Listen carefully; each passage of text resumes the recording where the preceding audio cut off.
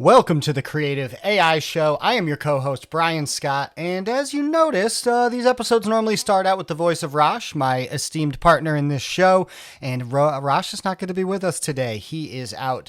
In his words, he has COVID so bad that he would scare the children. So here's to our well wishes to Rosh, and you just hopefully, gets better quick, and, if you see him put up a couple videos on YouTube the next few days without his face on it, now you know why. But what I'm excited about today is that I'm going to actually use this podcast episode to be a bit of a pattern interrupter for us. So typically on this show, Rosh and I will have a couple topics in the world of AI. We'll chat back and forth about those topics. So, but today, what I'm going to do, what I'm going to use this for is a way to be open and honest with my audience here. So, first of all the people who followed us here on YouTube and everyone who listens to us in podcast land, thank you so much. We do appreciate it. So the main purpose, the why do Rosh and I do this show, the Creative AI Show? And that is because we have a fascinated interest in all these AI tools, and we are both naturally creative people. And I often talk a lot on this show about my band and how, I am the social media person for my band. I am the media creator for my band. And a lot of these tools are really super duper exciting because it allows somebody like me who, I'm in a band with a bunch of other 40-year-old dudes. Listen, we're not making big money on this. We do not have a budget, but we have passion. We care about what it is we're doing. And these tools give us a way to be able to create some content that is better than mediocre. It could maybe be impressive and be, something that will hopefully get our message out there and make it so, maybe a few people care about the music that we're making. So, this is, it's our most important song. So I want to talk about that. Well, first of all, I've used AI to make a few other music videos before. And some of these songs maybe were, the first single that we put out. But this song that I'm going to talk to you a bit about today, it's called Reverie. And the name of my band is Downtown Reverie. And it's actually the first song that we wrote for this project. And the meaning behind this song is pretty heavy. So I want to, kind of talk to you guys about that. I want to talk to you about why this matters and why I want to really put this out there and have this be a really big project for me that I'm going to use on this show to show you guys examples and just why in general I care so much. So we will keep giving updates on YouTube as this project goes along the way. So really want you guys to see kind of the behind the scenes of merging AI with music, how to storyboard, how to incorporate live performances into these videos, and how to really generate some art yourself by using these tools. So my goal in this project is to use as many AI tools as possible in order to execute this. So let's talk a little bit about why, in the band and, who we are and what we're doing. So in our band, our songs, they're not always happy. All the music that we liked kind of growing up, it doesn't always have to be the pop music that's, on the radio. And sometimes the lyrics that are real and things that are actually happening are the things that are much more important to us and maybe a little more introspective. So I want to tell you a little bit about the story of the song Reverie. So this was just after COVID. And our lead singer of our band, COVID affected a lot of people in many different ways. And our lead singer in our band, I would definitely say him and his family, it affected more acutely than most, to where he didn't make it to band practice for a good 8 or 10 months. Even when he did, he had a full respirator mask on, and he was full blown agoraphobic, agoraphobic, however you want to say it, to where, he didn't leave the house, and he was very, very worried about the headlines, and, he had some pre-existing health conditions.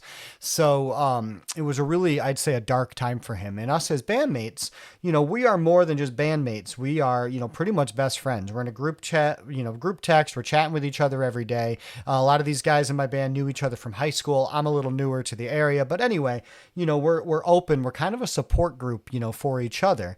And, I was really empathetic for what he was going through. And, all the while he's still making music and making demos and, giving us tracks of different things we can work on. And I ended up listening to a podcast. It was, something similar to this, where where the lead singer of Jimmy Eat World was interviewing the lead singer of Death Cab for Cutie. And these are two of my just favorite bands when I was, in the early 2000s and just graduating college. And, lyrically, they're two of my favorite writers. And, I had this concept, and actually the name of our album, The Irony is Apropos, was from this song, Reverie, that, I wrote. And, really, I wrote this song about my bandmate and about the guy who's eventually going to be singing this song over and over again. And, just pretty much just stating that, he was self-medicating a little too much. He was doing a little bit of just stuff that was kind of concerning for the other bandmates, knowing that he's stuck at home in his four walls all day, knowing that, hey, this might not be good for his mental health or his physical health. And I wrote this song, and it meant so much to him. And I was like, at first I had to be like, I'm sorry I wrote this, but I hope this doesn't offend you. And it helped to kind of crack that shell and crack that egg and get him out of what he was going through. So, this song is about self-harm. It's about suicide prevention. It's about agoraphobia or agoraphobia, and just being there for your friends and helping them when they really need it. And sometimes, you need that friend who's going to open up your eyes and say, hey, this is what you're going through right now, and it's scary for us. And so without going into it too much, that's, why this song means so much to us. And actually the rest of the album, all 12 tracks of the album, were then formed around this song. So this was kind of the nucleus of the album, and then we built outwards from there. And we've been working on it for the last 5 years. So when I had some of the other songs that we released as singles, when the album came out and stuff, I've been kind of keeping this song in my back pocket because I really wanted to do something special with it. And now's the time. I'm really, really getting there, and I appreciate, our audience and the people who keep motivating us to put these videos up, but I'm realizing in using all these tools, these different AI tools, that I have so many arrows in my quiver to try to get something done that is truly an impactful music video that goes along with the song that is this impactful. So it's a longer song. It's about 6+ minutes, so I'm going to have a lot of time I'm going to have to fill. This is going to be a multi-month project, but I want to go into the steps of it here today and talk to you guys about what I'm going to do, and then, I'll be putting up subsequent videos on YouTube. So, why am I using AI for something like this is because I can push the creative boundaries, and I can blend kind of a dreamlike imagery, and, reverie is a daydream. A lot of our imagery in our songs and stuff has to do with, kind of dreamlike states. But also I'm going to blend this imagery with real band performances. So I'm going to talk about using, clips from our live show, or using a green screen and adding those in, and maybe using AI technology to get rid of the green screen, and then putting it over, different scenery and different things that I'm going to, have going on while this music video happens. So, and the most important thing here is this is a way that we can tell our story in a visually engaging way that before would have never been in our budget. So that's one of my main things that I say is, the big name bands, yeah, they're going to get blowback if they're using AI, because you know what, you've got the money to hire the directors, to hire the writers, and, yeah, maybe you'll interject some AI, but you still better be paying the film industry. Whereas, me, we wouldn't have had a budget to do any of this. So this is something that could be potentially game changing for us, and it's within our reach. We can afford it. So, all right. So kind of jumping into it here, what am I going to do here altogether to make this music video what I want? And I'm going to start as, normal treatments would be for a music video. I am going to put together a full on treatment. I'm going to talk to the band about it, see what they think, get their ideas. And I'm going to do traditional storyboarding, and I'm going to do some AI assisted storyboarding. So I'm really excited to look into some of these programs, which ones to use. Claude, ChatGPT-5, Grok, and Gemini. These are the kind of LLMs that I'm going to lean on for different parts of this process, and getting ideas. So yeah, I'm going to use the LLMs, and they're going to analyze the lyrics. So they'll help me generate some scene ideas. I'm going to give it some feedback of, hey, I want this music video to have this feel, this look. I essentially want it to be about the story of the song. So I'm going to start with some ideas, but then one of my tricks is to use the LLMs to look at the lyrics and, line by line say, hey, give me 3 scenes that could work for this little stanza of the verse. And if any of those are good, save them. And what's great is you don't have to be stuck in line with one LLM. You can pop from Claude to ChatGPT to Grok to Gemini, try all these different ones, give them the same prompt, and they're always going to give you different creative answers. So that's, one of my first lessons here I'm going to impart is that you don't want to just stick with a single LLM. You want to bounce around and see what kind of answers you're getting across the board. So, I'm going to, talk about different themes. I'm going to want the, what kind of consistencies I want, what kind of reflections of meaning in the lyrics. It's going to be interesting, and I'm going to learn a lot along this process. One of my challenges here is going to be to maintain the band authenticity, but while exploring AI for creativity. Because again, I'm not going to use AI to write these songs or to write the lyrics or do anything like that, but I will definitely use AI to create stuff like videos and stuff like this. So, but yeah, most importantly, I see a lot of blowback on bigger name audiences when they use, or bigger name bands when they use AI. So I definitely want to do this in a tasteful way that I avoid any sort of blowback of people saying, oh, that's just AI, that's nothing. And really, again, that's the ethos of our channel here. It's why we're doing what we're doing, because we can still use these tools and we can still be creative, and maybe we can create more than we ever could before. And this just is a vehicle for our creativity. All right, so character creation, visual consistency. So I want to talk about that a bit. So one of the big problems with AIs is that they struggle to create a character consistently. So there's been a lot of tools that I've been, putting up on our YouTube channel here in the past couple months that have really been nailing this, and they're, kind of giving me that light bulb moment, saying, hey, I think the technology's here. It's time to make this video. I can do this. I know which tools to use. So say, for example, Video Q1 is one that I did a video on a few weeks ago. Created some of the absolute best AI imagery I've ever seen. But what I loved about it was you had subject reference to where you uploaded an image, and then you uploaded a scene, and then you upload an object, and then you give it a prompt, and you weave these things together in a way that your prompt gives it. Fantastic. What a great way to be able to get a character that's consistent into scenes and be able to, if say one of the scenes is in a bedroom or one of them is, going down a blank dreamlike freeway, you can make all these scenes ahead of time using your favorite, prompt to image generator, something like Midjourney or Rev or something like that. And then when you upload them to Vidu, they save them as a character in there. Now there's other ones, there's Kling and, Hailuo, that they do this to a degree, but Vidu so far to me has been the best. So it's like, all right, cool. That's going to be my starting point there.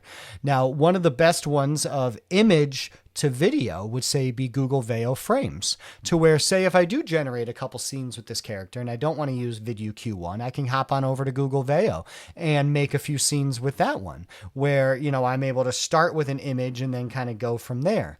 And then just a few days ago, Runway released a new function called Aleph, where you are extending and modifying these scenes. So say I have a really good 4 or 5 second scene and I want to show what it would look like, if the camera views in front of the character, you can give it the prompt and say, all right, take your camera and go behind this character and show the other side of the scene. And its AI does this beautifully. I was actually very, very impressed in the ways it could do this, to where all of a sudden now, if you got a character, say, walking towards the screen, all right, then the next scene can be the camera behind that character as he's, showing wherever he's walking to. So these are ways that I can combine these different tools and really tell this story. So the consistent character is going to be super important. And then, I'm going to have to try to blend this with green screen footage of the band in a way that doesn't feel cheap or cheesy or different things. So I'm going to have to figure out a few scenes to put the band in. And then, once I have those scenes figured out, then I will know what type of lighting to apply to the band when I do the green screen performance. So when I actually get them in front of the green screen, they look like they belong in that scene. So here's a way that the AI and the actual worker, me, is working together in order to make this actually work and look legitimate. So that's pretty fun. And then also I'm going to be putting in some live performance clips too, amongst these scenes, just to show that, hey, this isn't an AI generated thing. We're actually a band. We've played some shows, had some people there. So I'm going to be trying to blend and weave all of these things in together. The green screen is going to be super important because I can really work on camera angles and get things in and put the band into the scene.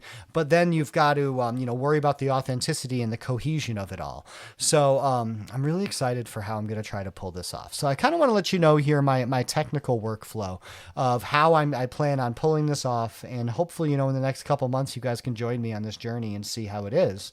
But yeah, I'm going to start by, inputting the lyrics in the LLM. I'm going to get a lot of visual suggestions, and that's going to be kind of the idea generation portion of this, to where I want to have like 80 ideas for scenes and then maybe take the best 8 or 10, whittle it down from there, and then start to storyboard in with sketches. Or this is where AI is really good, is at storyboarding, to where it's like you can give it kind of directions of like kind of a mock-up and start to build it. And then it's going to be on me to look up some new different programs that are good with storyboarding, maybe something that can help me fill the gaps. So we're going to go on this journey of discovery together as well. And then I'm going to generate the characters and the environments. Like I said, I'm going to use things like Leonardo, Pika, Rev, Midjourney. ChatGPT has been really good with its image generator for this. And then once I have these scenes and these characters and these elements generated, then I'm going to have the information I need to make the band look the way I want it to look for when we film on the green screen stuff. And then eventually it's going to be this monster of an edit where I know I'm going to be behind the computer here for hours at a time working on this edit. And it's going to be fun and rewarding and challenging, but hopefully it generates some, art that I'm very happy with. I definitely anticipate some hurdles here. There's going to be hallucinations. I'm going to plow through a lot of the credits that I've purchased on a lot of these different programs. And that's going to be one of the reasons why I'm going to bounce from program to program to program as well, because I really only have like a pro plan for each one of these, to where I try to spend 10 to 20 bucks a month. So the credit limitation is also going to be something heavily factored in here when I'm generating this. And that's why I'm not just going to say go to Google Veo quality and have every single scene go from, maybe the top of the line one, or they'll all just be cling. No, I'm going to have some scenes all across the board. And what I'm really going to lean into is using the strengths of each one of those individual programs to try to generate scenes. Like, for example, I know Runway is really good at extending a scene and giving it direction, to where I can say, oh, I want the camera to move outward, but up 5 degrees. Whereas, some of the other programs, they all are going to have their individual strengths. So I'm going to try to have scenes from each of these programs that play to those strengths. So it's going to be super fun. This is, like I said, it's not something that I want to see big name bands trying to do. But for a budget band, a bunch of dads trying to make some noise, I definitely see this as acceptable.